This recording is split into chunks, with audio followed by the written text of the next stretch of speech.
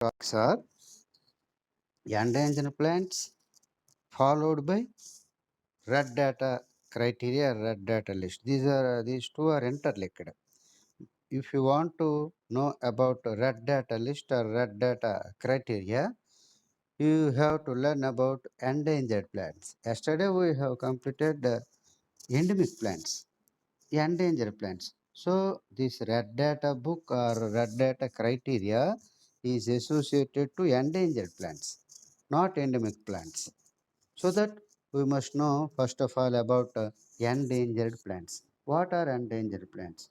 Endangered plants are nothing but the plants which are going to be extinct shortly or within a span of some time, or they are in the wedge of extension, or already extincted species, or rarely occurring species, or already threatened species. All these comes under endangered plants. So the intensity of extinction or intensity of or degree of threatenedness is only varies, but all are all in the position to nearly to be extinct. That plants comes under endangered plants. As I stated yesterday, that all endangered plants are endemic, but not endemic plants are endemic. So that we can see the most of the or majority of the endemic plants are belongings to endemic, because the why the endemic are plants are going to be threatened due to its exploitation for economic purpose or any other traditional knowledge. Due to the abundance of traditional knowledge, the exploitation of endemic species are more. So these endemic species are going to be threatened. When they apply the traditional knowledge on those plants, most of the practices are medicinal practices. So the most of the plants are being replaced with other plants at their original habitations, at their natural habitations, for which we have so many examples. How these originally important or medicinally important plants are being replaced with other plants. So the abundance of these medicinal plants today we are not see we cannot able to see today. Once the abundance of medicinal plants today, you can see those plants are declining in their population due to threats by various reasons such as exploitation for the medicine or any other economic use. For example, Rauwolfia serpentina. This is a very good medicinal plant. It's a very traditional medicinal plant. This use is being there for so many years, but now this is already going to be extinct, Rauwolfia serpentina. But Rauwolfia tetrapella is the another species where we substitute the uses of Rauwolfia serpentina with the Rauwolfia tetrapella. Actually, the Rauwolfia serpentina now you don't get anywhere. It is almost in the state of extinct. In the state of extinct. And the next one, Econitum heteropella. You have to write all these examples about endangered plants. These are the most commonly endangered plants. The first one is Rauwolfia serpentina. Once or some years ago, the use of Rauwolfia serpentina is there. Wide use of Rauwolfia serpentina. Now there is no Rauwolfia serpentina. Only Rauwolfia tetrapella is supplementing the use of this Rauwolfia serpentina. And the second example is Euconitum heterophylla, Euconitum, ACHO, Euconitum heterophylla, and Gensia currova, Gensia, this is the Fabaceae member, currova, CURROVA, currora. These two plants are very abundantly grown at Himalayan region, but now you will not find. You cannot find these plants at Himalayan region. So these plants are almost threatened. They are almost extinct. So this is the state of this endangered plants. And the third example, Podophyllum hegda, Podophyllum, Podo, Podo, Phy, Llam, Podophyllum hectadra, and Nardostachys, Nartho, Nardostachys, Stachys, Potamasi, Otamaci,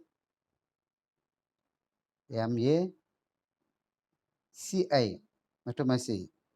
These two plants are also abundantly growing at Himalayan region, but now you can see only at limited patches. That is very rare. Means the population of these plants have declined. The population of these plants are declined in remarkable manner. In remarkable manner, you can find only there and there some plants only. The population is completely declined. And another example I want to give you, Commifera negalai.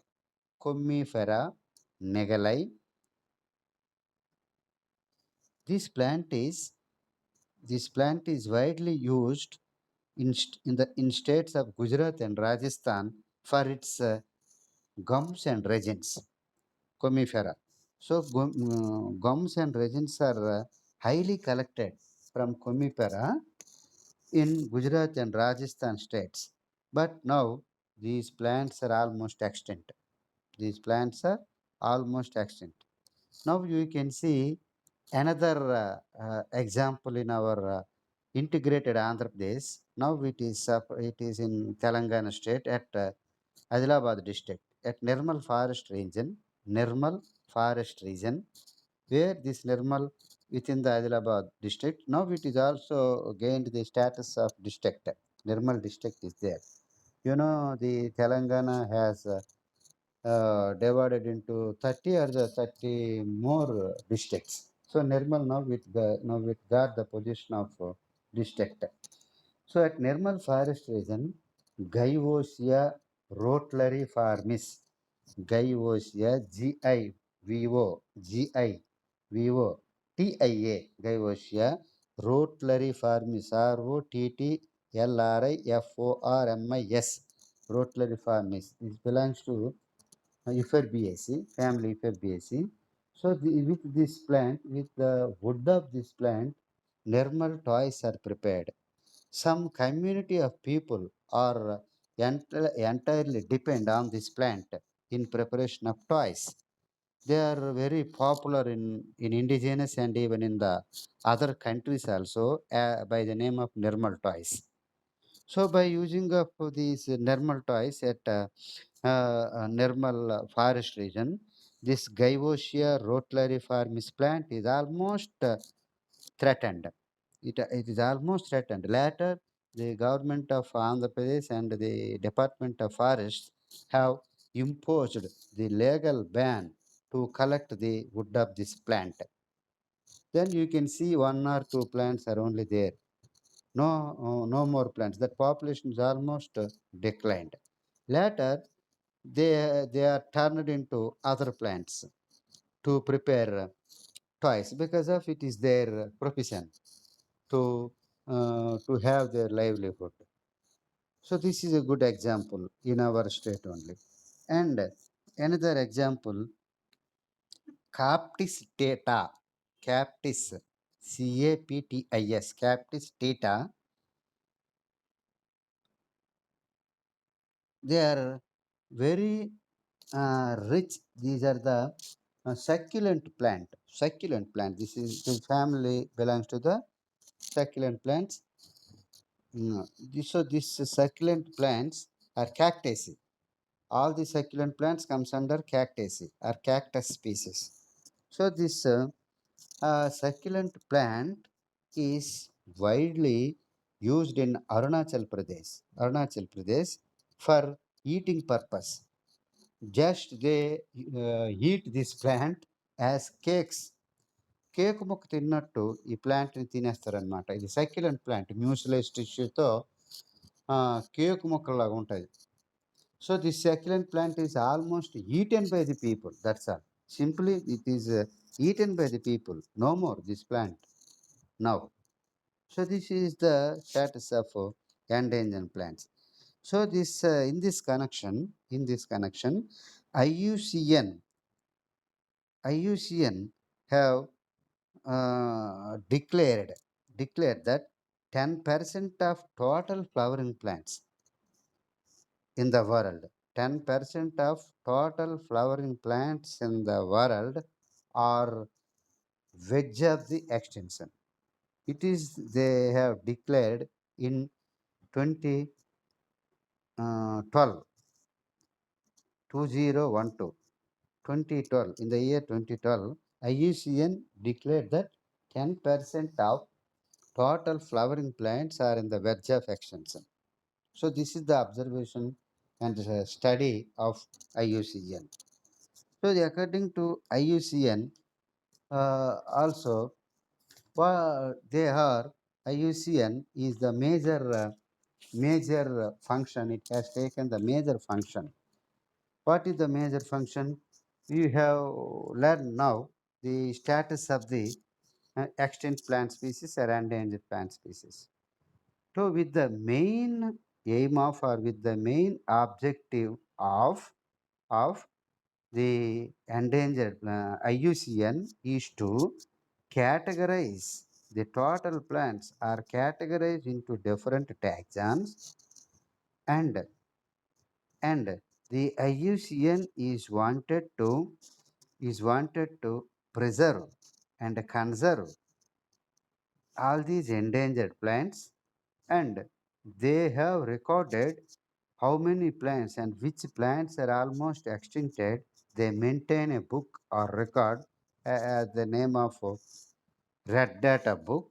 All these comes under red list. So what is the difference between red list and red data book?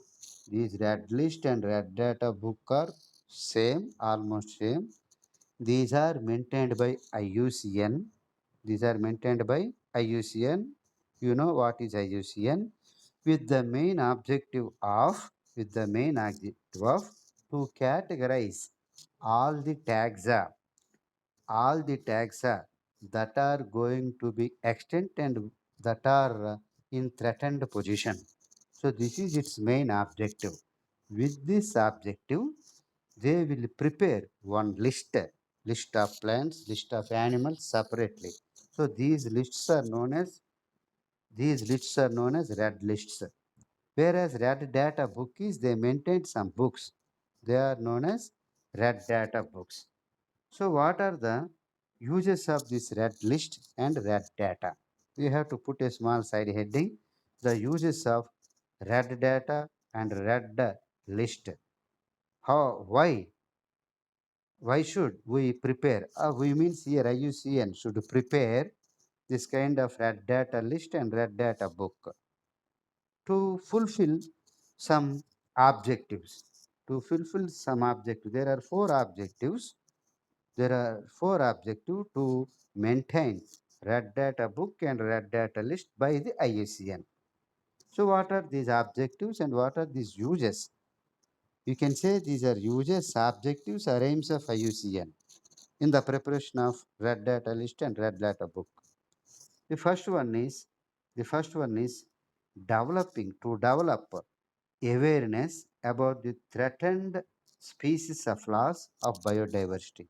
This is the first objective of IUCN to prepare red data list.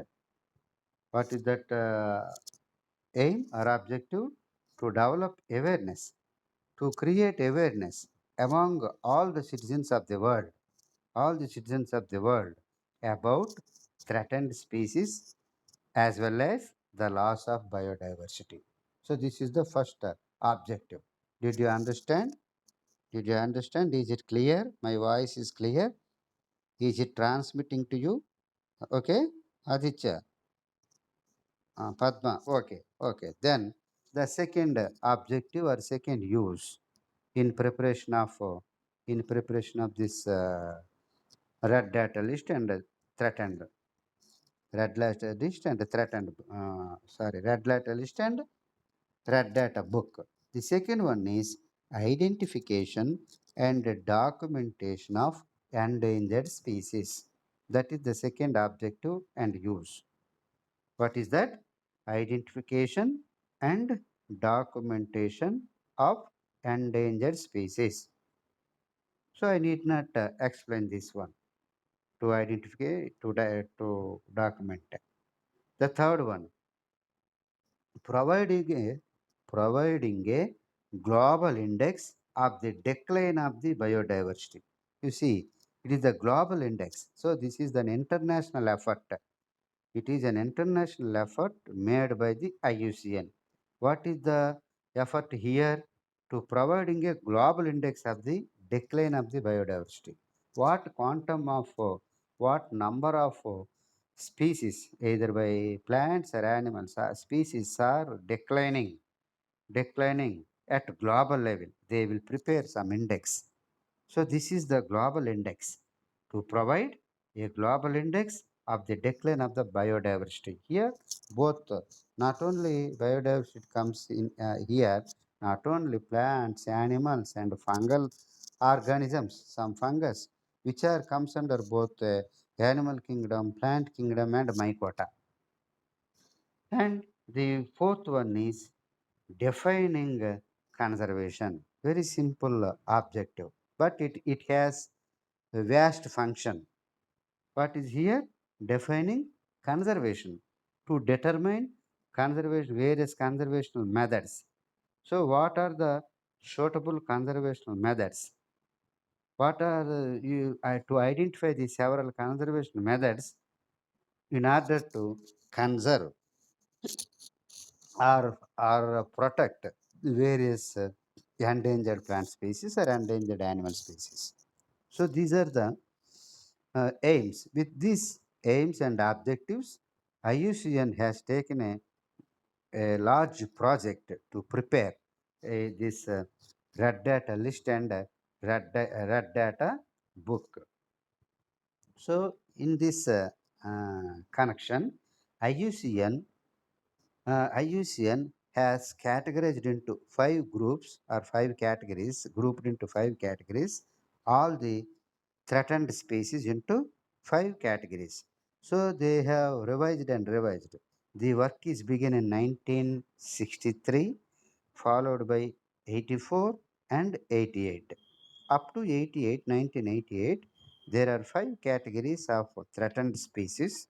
There are five categories of threatened species up to 1988 as per the IUCN.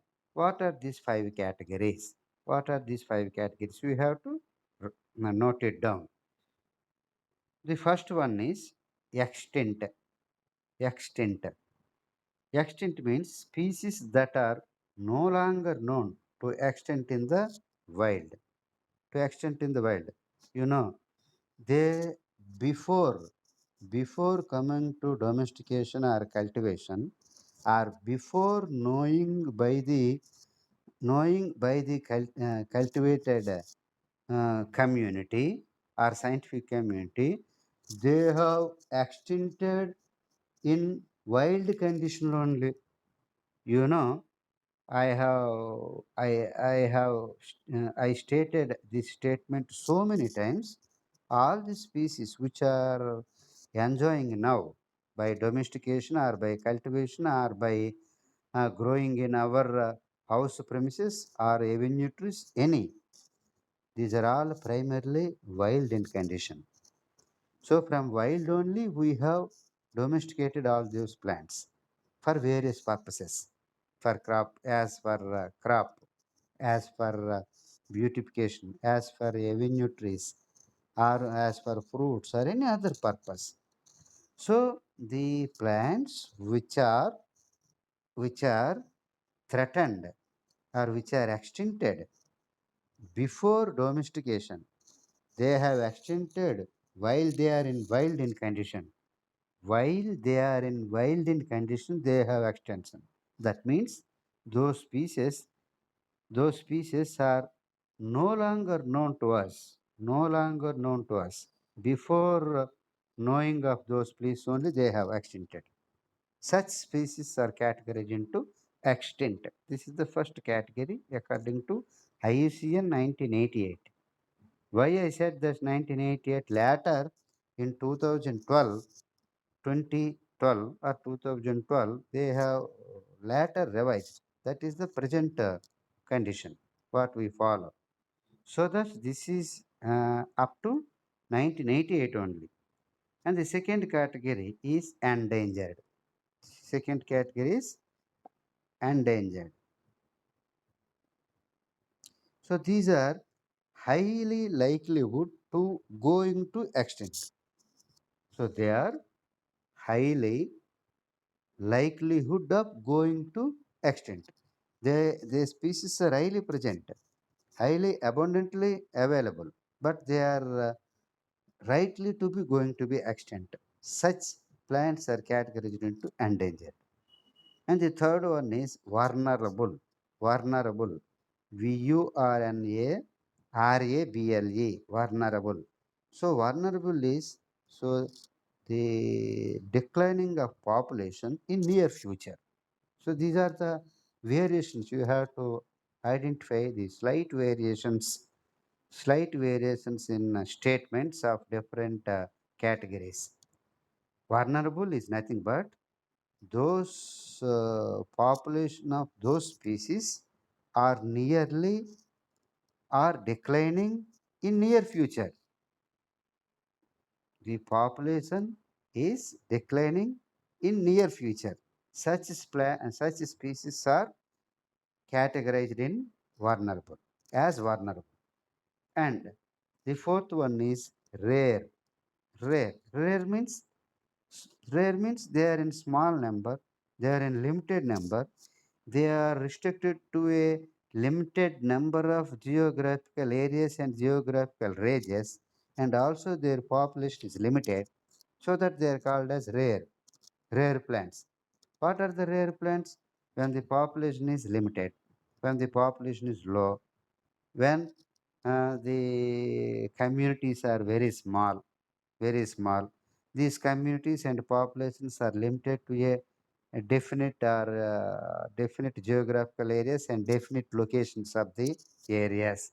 So all this comes under rare plants, rare plants. And the fifth one is insufficiently known. The fifth category is insufficiently known. What is meant by insufficiently known? Probably belong to one of the conservation categories but are not sufficiently well known. But these are the another category of just like rare plants. These plants are rare, but the some of the plants are under conservation methods. Some are under conservation and some are in rare. That means probably probably they belong to one of the conservation categories. So it is said to be that species is under conservation. Again, but the number is very insufficient and not known, or unknown number, very less number, and some of the species are being conservated. Such are comes under this category, that is insufficiently known. These are the five categories of red list criteria or red list data, and later IUCN has revised these categories into 9 groups. into nine categories. It is revised in nine categories in the year 2012. 2012. According to these categories, what are these nine? These nine you have to note it down. The first one is critically endangered. This is the one is critically endangered. You can write it within the brackets CR. CR means critically endangered. So this is the most threatened status. The plants are almost in the extinct stage. Extinct stage. They are known as critically endangered. And the second one is extinct. Within the brackets, you have to write it as EX. EX means extinct. They have already extincted. The third one is extinct in the wild.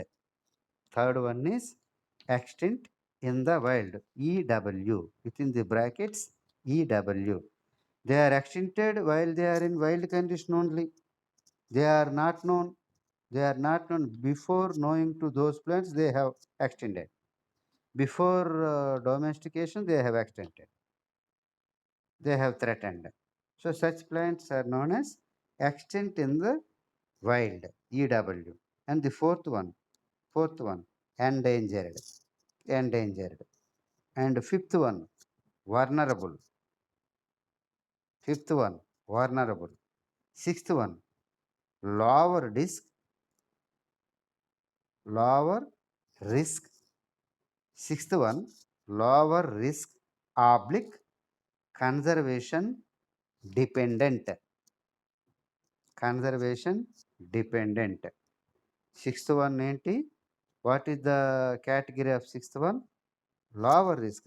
Those species have the low risk, the less amount of risk, but they are entirely dependent on conservation. Entirely dependent on conservation. If we are not conserve those plants, they are going to be extinct. So that they are in the state of lower risk. With low risk, why? They are being conserved. And the seventh one, this is also lower risk, oblique, near threatened. Near threatened. So they are not conserved. So these plants or animals, these species are not conserved, but having lower risk. That means they are surviving. They can able to survive with a lower risk, with a little amount of risk. These are the seventh one. And eighth one,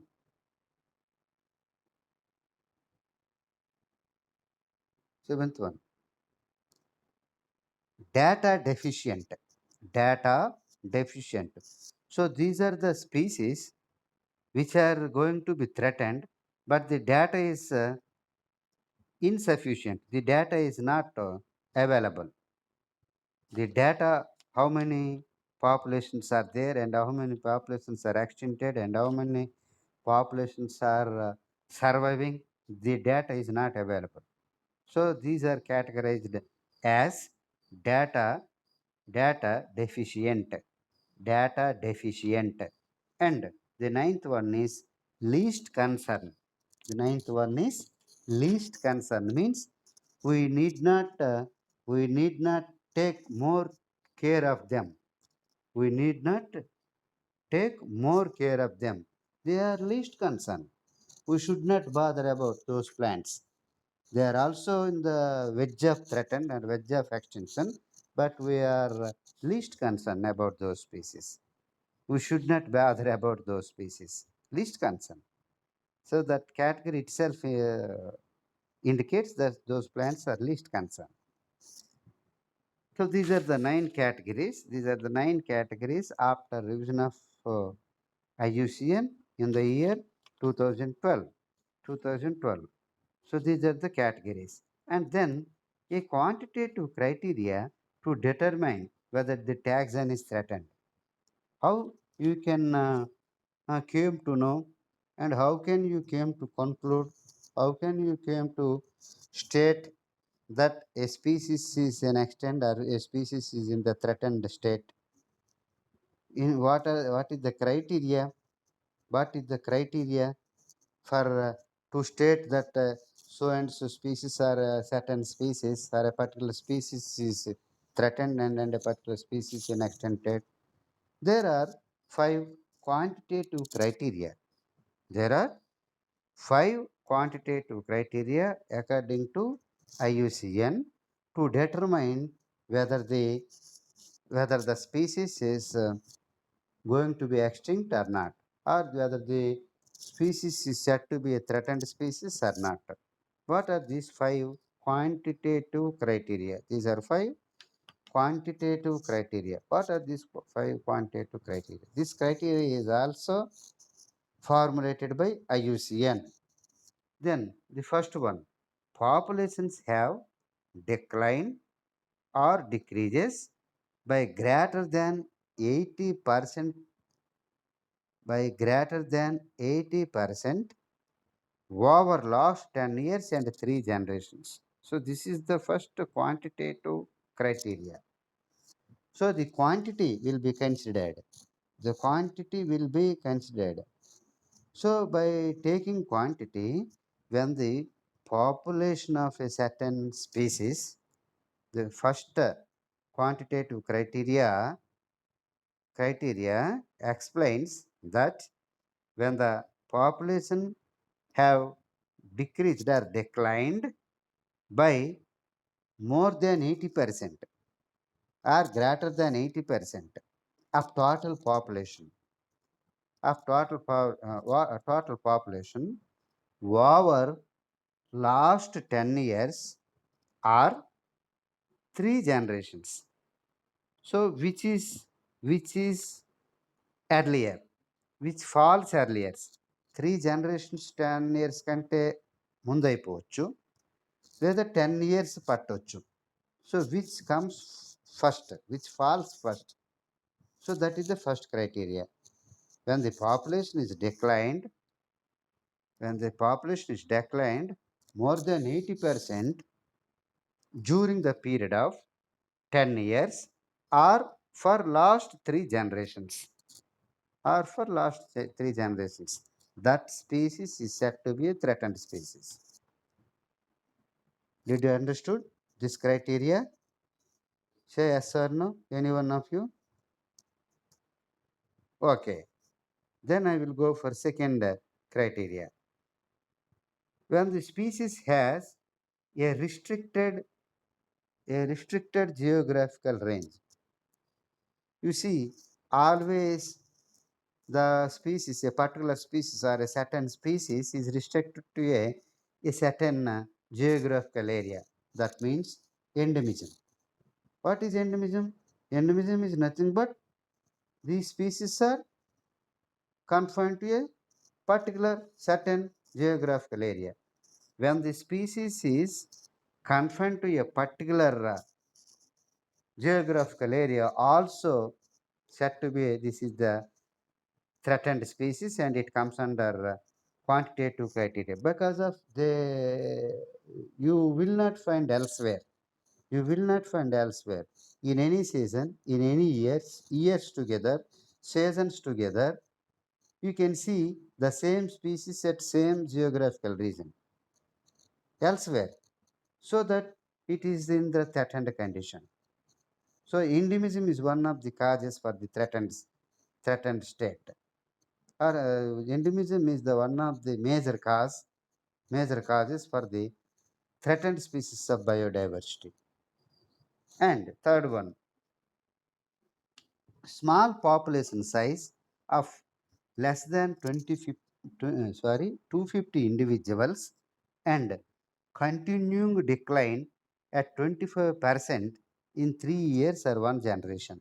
You see, again I will repeat it. I will repeat it. Small population size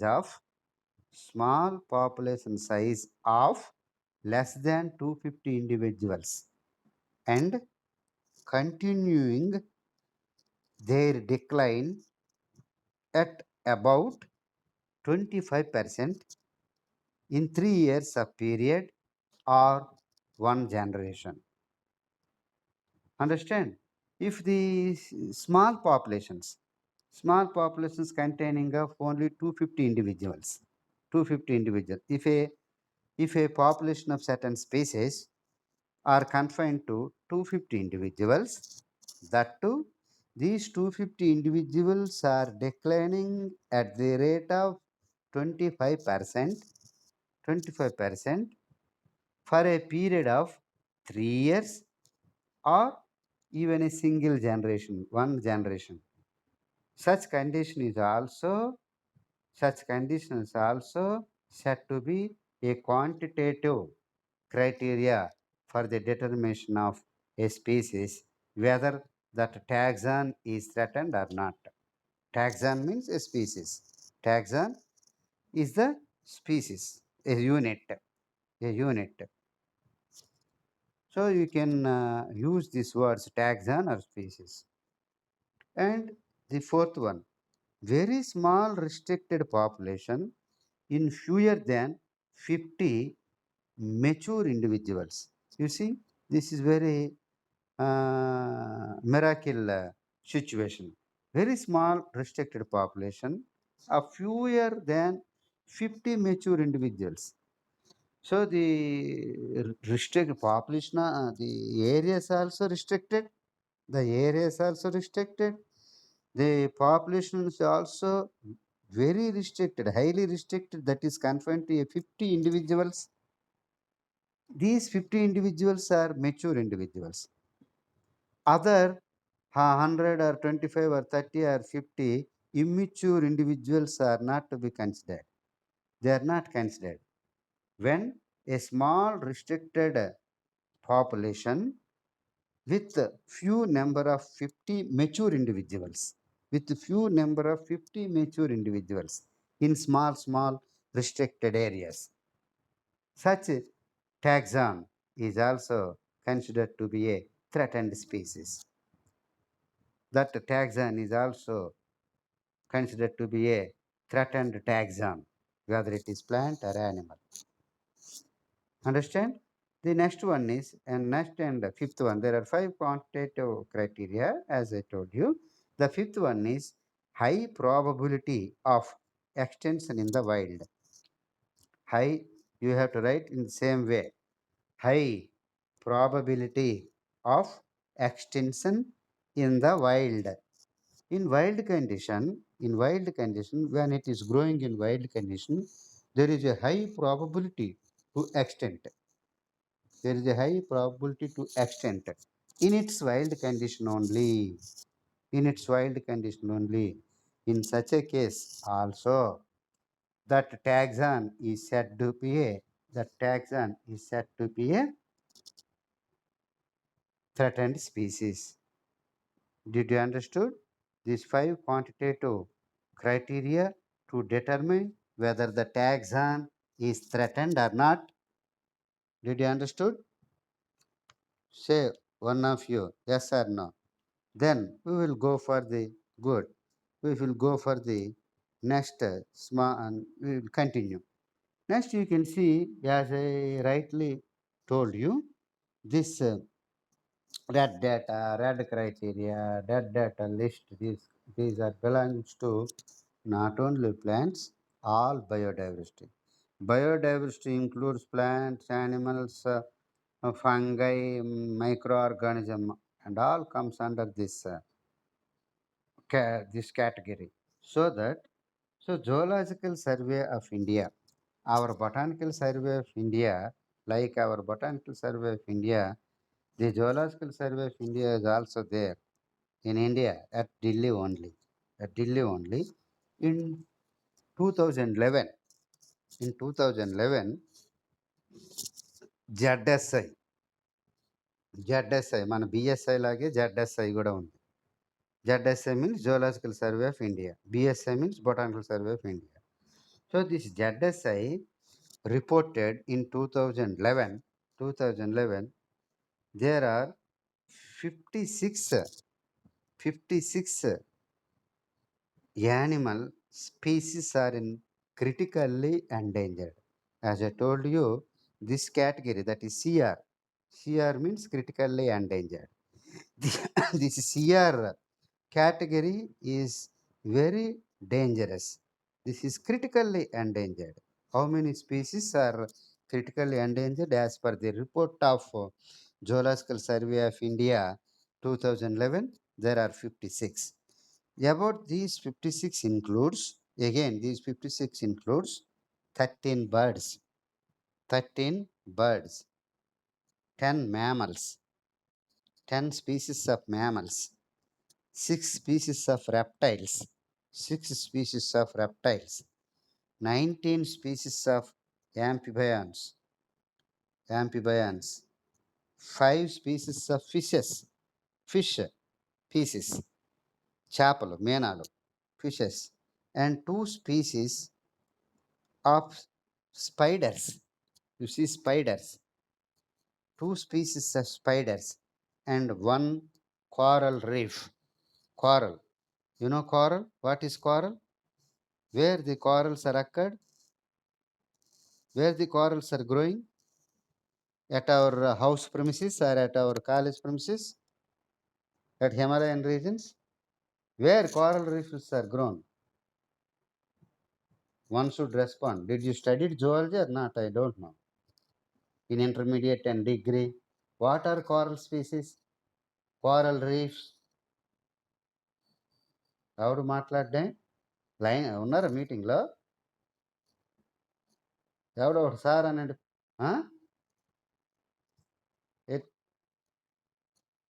Not only not water bodies, it's not exactly at oceans. They belongs to porifera. They are at oceans. So one species of coral reefs are also being extinct or in critically endangered. How many total? Total how many species came? Totally 56 వచ్చాయా? సరిపోయా? నేనేమైనా number తప్పు చెప్పొచ్చు. 13 birds, 10 mammals, 6 reptiles, 19 amphibians, 5 fishes, 2 spiders, 1 coral reef. 56 వచ్చాయా? Good. Then BSI report in 2011. BSI ఏం report చేస్తుంది? BSI ఏం report చేస్తుంది? The critically endangered plant species. So these are critically endangered CR animal species అవి according to ZSI. Then our BSI reported that critically endangered plant species are 45, endangered are 113, and vulnerable are 89. So this is the data in India, not in global level or worldwide. I am saying about India level. It is ZSI data and BSI data means our nation's data, not at global level. Global level మనకు అక్కర్లే, ఇదే మనకు గుర్తుంటే చాలు. అర్థమైందా బాబు? So this is about critically endangered and endangered. This is red data list. So up to here we have completed 2 topics of the 5th unit, and remaining 2 topics are in situ conservation and ex situ conservation. In situ and ex situ conservation methods. How can we conserve in situ and how can we conserve ex situ? Can anybody say, those who are attended for first paper, A1 paper, what are the methods of in situ conservation? Can anybody, one of you, say simply what you have remember? I don't think otherwise. If you are mistaken, I will correct you, no problem. You try to say, what are the methods of in situ conservation?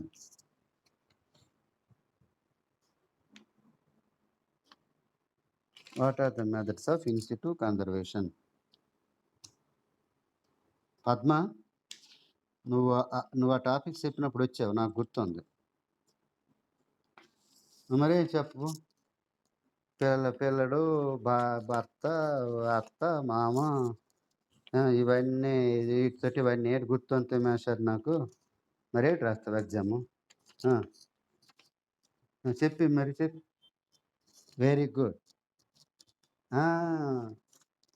Wild life sanctuaries, national parks, biosphere reserves, ఇంకా ఈ 3 ప్రధానం. Correct, very good. Sacred groves, all these in situ conservation. Can anybody say? ఇప్పుడు Padma chance అయిపోయింది. పద్మ మాత్రం చెప్పింది కాబట్టి నాకు పానానం అయిపోయింది. ఇవాళ అంతా మంచి ముష్టాన్న భోజనం చేసినంత సంతోషం అయిపోయింది. ఇంకొకరు ఎవరైనా మాట్లాడాలి. What are ex situ conservation methods? ఇంకొకరు ఎవరైనా మాట్లాడితే నేను సంతోషిస్తాను. నేను సంతోషించొద్దా? ఏంటి నాయనా? మళ్ళీ చెప్పు. చెప్పు.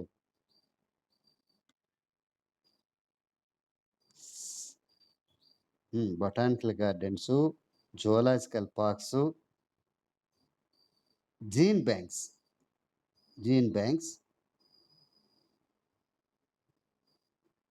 Good. Cryopreservation, these are comes under ex situ conservation. అర్థమైందా? ఇవన్నీ మనం అలగలగ రేపు మాట్లాడుకుందాం. ఇవన్నీ కూడా మాట్లాడుకుంటే పడపడ చెప్పిస్తే మీకు అర్థమైపోద్ది కదా. ఇవన్నీ మీకు పరిచయం ఉన్నదే కదా. అక్కడితో మన సిలబస్ అయిపోతుంది. రేపటితో పూర్తి చేద్దాం. ఆగస్టు 15కి జెండా ఎత్తిద్దాం. అర్థమైందా?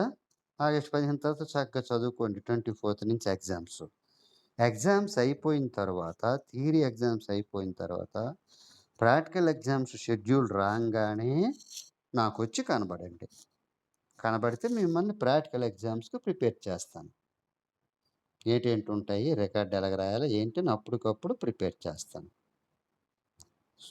థియరీ అయినంత వరకు మరి ప్రాక్టికల్ గురించి ఆలోచించకండి, మాట్లాడకండి. కంప్లీట్ కాన్సన్ట్రేషన్ అంతా కూడా థియరీ మీద పెట్టి చక్కగా వ్రాయండి. ప్రాక్టికల్ గురించి ఒకటి మర్చిపోయింది, వాటి గురించి మీరు మాట్లాడకండి. అర్థమైందా? యూ డోంట్ నీడ్ దాని గురించి ఆలోచించకండి. ఎందుకు? తర్వాత ప్రాక్టికల్స్ పెట్టారు కాబట్టి ఇప్పుడు దాని గురించి మీరు ఆలోచించకండి. అలాగ ఆలోచించకపోవడం వలన ప్రయోజనం ఏమిటంటే థియరీ చక్కగా రాస్తారని నా బాధ. చక్కగా థియరీ చదువుకొని ఒకే మనసు మీద థియరీ చదివి రాయండి. బట్ ప్రాక్టికల్స్ మాత్రం ఆ షెడ్యూల్ అవగానే యూనివర్సిటీ చెప్తుంది కదా విషయం. మేము కూడా గ్రూపుల్లో గట్టి పెడతాం కదా, ఫలానా డేట్ నుంచి ప్రాక్టికల్స్ అని.